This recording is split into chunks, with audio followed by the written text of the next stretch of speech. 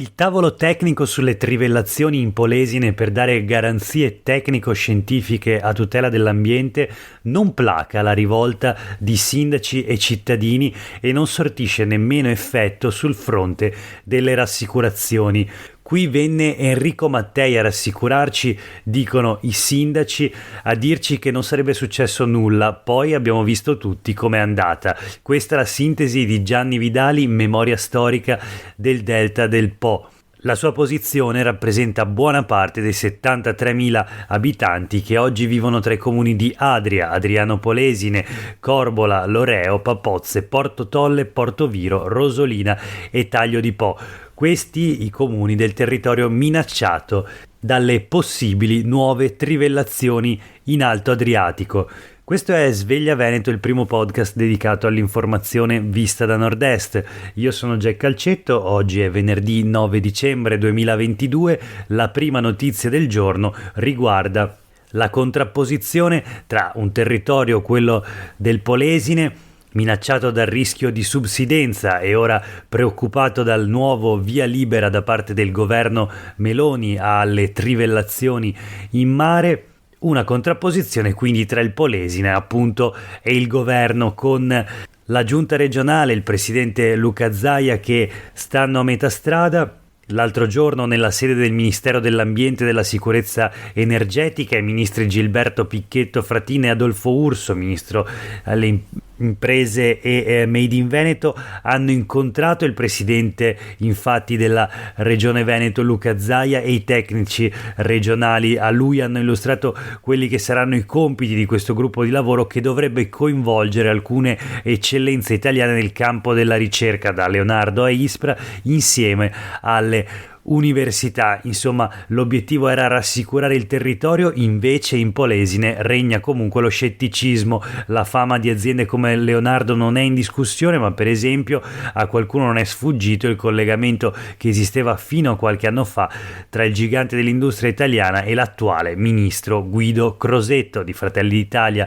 La preoccupazione è palpabile, la paura resta, spiega Moreno Gasparini, sindaco di Loreo e presidente del parco del Delta del Po. Zaia si sta muovendo bene, dice, ma noi chiediamo la certezza che non ci siano controindicazioni. Quanto al tavolo tecnico, temiamo che sia come chiedere all'oste se il suo vino è buono, servono membri terzi che nulla c'entrino con questo business. La notizia sui giornali, sui quotidiani del gruppo Gedi, oggi in edicola: trivellazioni in Polesine, sindaci scettici sul tavolo, nessuno è rassicurato. Continua quindi l'opposizione ai primi cittadini nonostante la promessa dello studio. Anche Enrico Mattei venne a dirci di stare sereni, abbiamo visto com'è finita. Questo il titolo sui quotidiani del gruppo Gedi. Ma c'è anche una notizia che arriva direttamente dai palazzi della regione, in particolare dal Consiglio regionale, che ha perso l'occasione per chiudere la porta al passato, una tecnologia obsoleta, aprire una prospettiva economica nuova. I quotidiani di oggi raccontano infatti la storia di un emendamento proposto da Erika Baldin, esponente del Movimento 5 Stelle, alla manovra di bilancio regionale. Una proposta con cui l'esponente pentastellata chiedeva di inserire nel documento di economia e finanza regionale un pronunciamento contro la ripresa delle trivellazioni in Adriatico. Parole chiare quindi contro le trivelle, chiedeva Baldin. L'emendamento dapprima accettato, poi respinto dalla maggioranza leghista, poi rinviato, infine respinto definitivamente e sostituito da un altro emendamento che propone soltanto un generico rinvio alle decisioni governative. La notizia anche sul Gazzettino di oggi, che nella pagina dedicata alle infrastrutture a nord-est titola: trivellazioni, lite in consiglio regionale sull'emendamento dei leghisti. L'opposizione dice Ponzi Pilati. L'emendamento appunto dei leghisti è quello che è stato proposto dopo la bocciatura di quello di Erika Baldin dei 5 Stelle, che chiedeva netta contrarietà. Le posizioni della consigliera Vanessa Camani anche sulle pagine del Gazzettino, consigliera esponente del Partito Democratico, che dice: Ciambetti è l'unico che rimane coerente malgrado il cambio di governo. Il riferimento al presidente del Consiglio regionale del Veneto, appunto Roberto Ciambetti, l'unico esponente della maggioranza a non votare contro l'emendamento Baldin, che appunto chiedeva un'espressione di netta contrarietà alle trivelle. C'è anche la reazione di Arturo Lorenzoni, portavoce dell'opposizione in consiglio regionale e docente di economia dell'energia all'Università di Padova, che dice appunto: nel mio lavoro di ricerca con i colleghi europei cerco le soluzioni alla transizione energetica, mentre nel mio ruolo di amministratore mi trovo costretto a vedere scelte diametralmente opposte. Peccato, perché le spese le pagano poi i cittadini del Veneto. Insomma, secondo Lorenzoni si poteva chiudere la porta al passato con questo voto in consiglio regionale, che invece ha avuto un esito purtroppo negativo. Quindi dalla regione non arriva una ferma contrarietà alle trivelle, ma appunto una posizione pilatesca secondo le opposizioni, ma comunque nel concreto una posizione che rinvia la decisione alle determinazioni del governo dopo gli esiti del tavolo tecnico che l'altro giorno è stato annunciato dallo stesso presidente Zaia. Insomma, il Polesine non può affatto dormire sonni tranquilli. C'è il problema della subsidenza, il rischio quindi di sprofondare ulteriori metri sotto il livello del mare. Continueremo a seguire questa vicenda in cui le contraddizioni interne al centrodestra, che governa a Roma e governa anche in Veneto, sono davvero enormi. Ricordando naturalmente che nel 2016, all'epoca dei referendum promossi dalle regioni contro le trivellazioni in mare, Fratelli d'Italia e Lega erano appunto assolutamente contrari. Oggi al governo invece hanno dato il via libera a nuove trivelle e da qui nasce il problema. Ma noi adesso voltiamo pagina, proseguiamo con la rassegna stampa di oggi. Dal Corriere del Veneto la notizia: dopo le aggressioni, le vergognose violenze ai danni della comunità marocchina e dei tifosi del Marocco l'altra sera in festa per la qualificazione della loro squadra nazionale ai quarti di finale dei mondiali di calcio.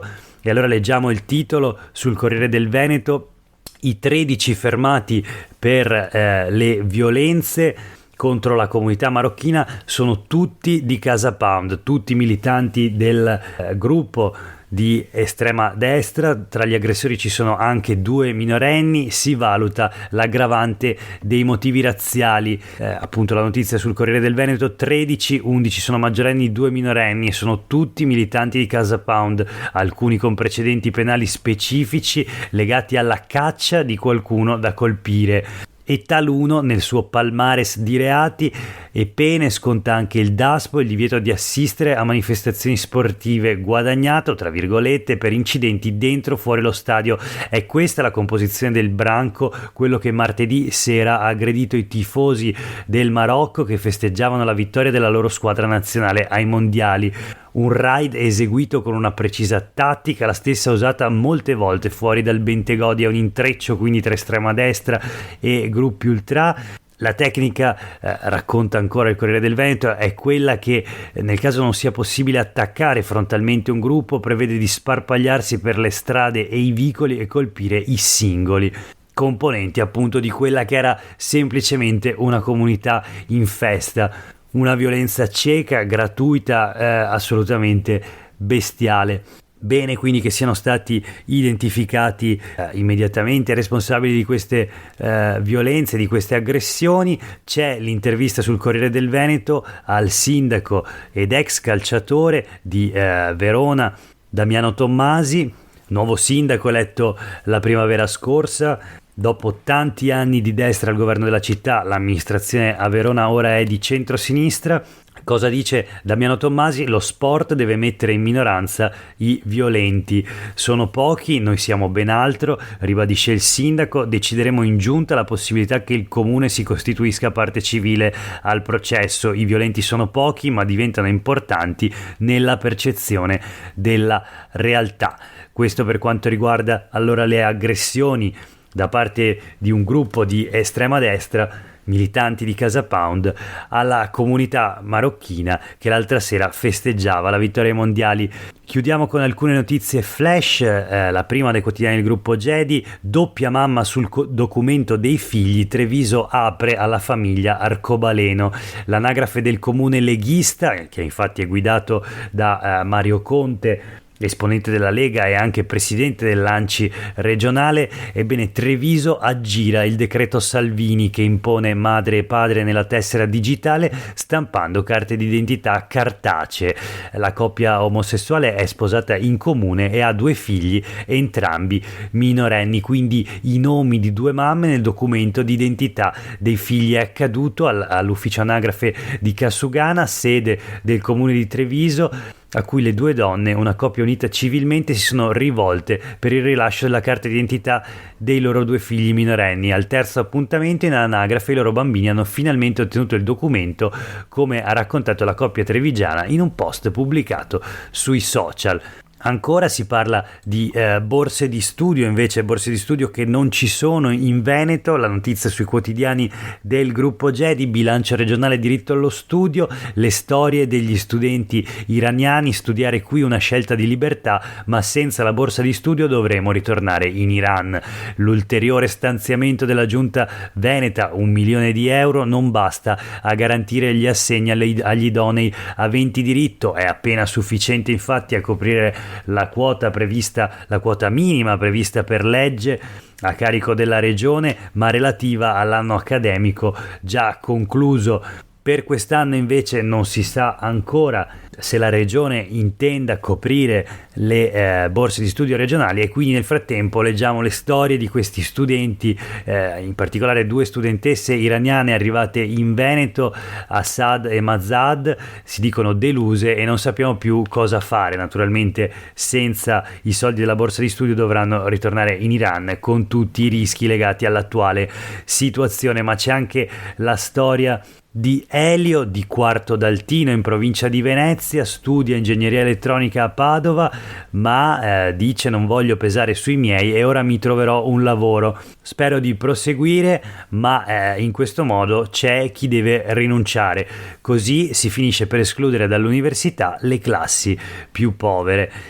Naturalmente garantire l'erogazione delle borse di studio regionali è proprio il requisito minimo per garantire i primi livelli di diritto allo studio. Appunto la regione l'altro giorno ha approvato 1 milione di euro in più dopo le proteste degli studenti e anche la battaglia dell'opposizione in consiglio regionale, ma le risorse necessarie a coprire le borse di studio per l'anno accademico in corso, a detta della stessa assessora all'istruzione Elena Donazzan, sono molte di più, ancora non ci sono, e quindi vedremo come proseguirà questa vicenda. Nel frattempo, l'ultima notizia di oggi, una flash del Corriere del Veneto: interventi chirurgici, solo 6 ospedali veneti entrano nella classifica dei migliori d'Italia. Si parla quindi della sanità veneta, una sanità pubblica sempre più in crisi.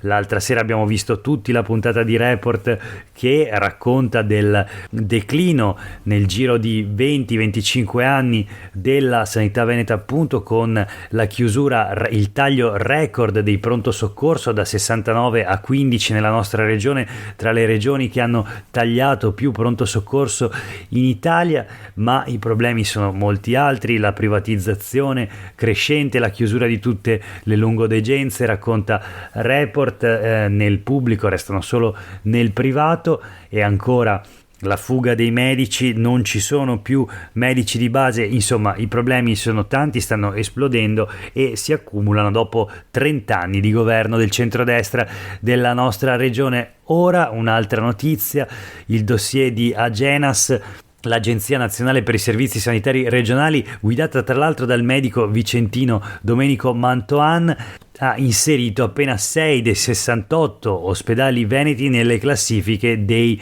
migliori, e nemmeno tutti gli hub, soltanto quelli di Padova, Treviso, Vicenza e Belluno. È assente l'azienda universitaria ospedaliera di Verona, per esempio, e invece spicca il privato accreditato con la casa di cura Pederzoli di Peschiera del Garda e l'IRES religioso parificato Sacro Cuore di Negrar. Insomma, questi gli esiti della scheda di Agenas, l'Agenzia Nazionale per i Servizi Sanitari Regionali. Con il nuovo piano nazionale esiti ha valutato la qualità dell'assistenza degli ospedali pubblici e privati e rilevato l'impatto sul sistema della pandemia. Per oggi è davvero tutto, grazie per aver ascoltato questa puntata di Sveglia Veneto. A tutte e tutti voi una buona giornata.